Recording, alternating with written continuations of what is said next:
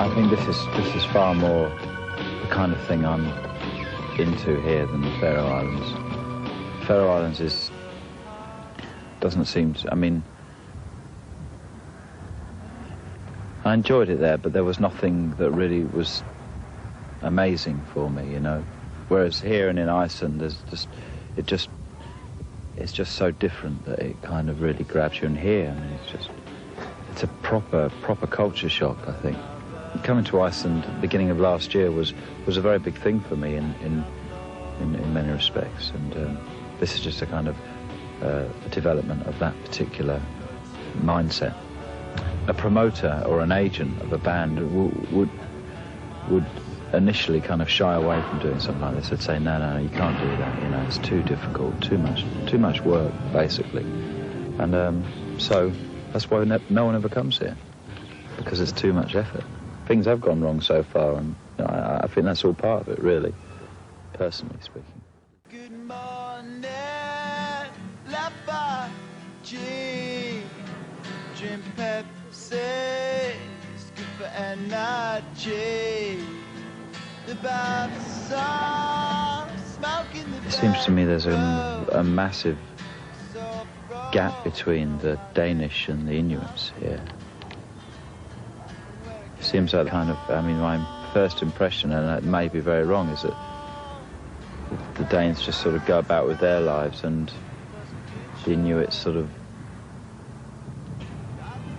go about with theirs, but there's kind of strange interaction. I mean, you've got this half Inuit, half Danish featured people who seem to be the kind of interface between the two cultures. But they're in their own world, aren't they? Basically, and I don't blame them coming from here, really. There are no cows, so they'd be eating cows if there were cows. I mean, I've always found that very hypocritical part of kind of Western culture, that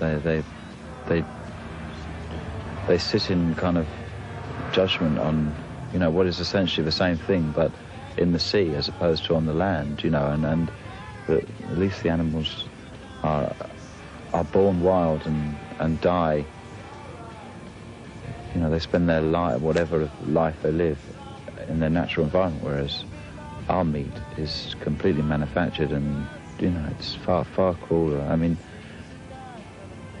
I think everyone here has come here and realised that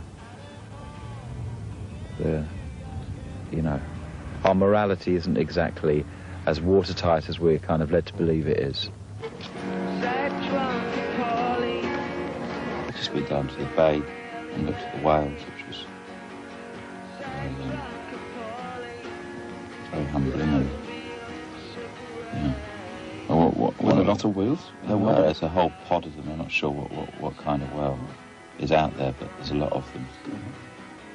It was quite strange. There was this Inuit boy, I think he must have been about 10, and he had this very beautiful sounding whistle, and he was just standing on a rock whistling with this toy, and it was kind of, it felt like he was calling the whales, you know. It was beautiful.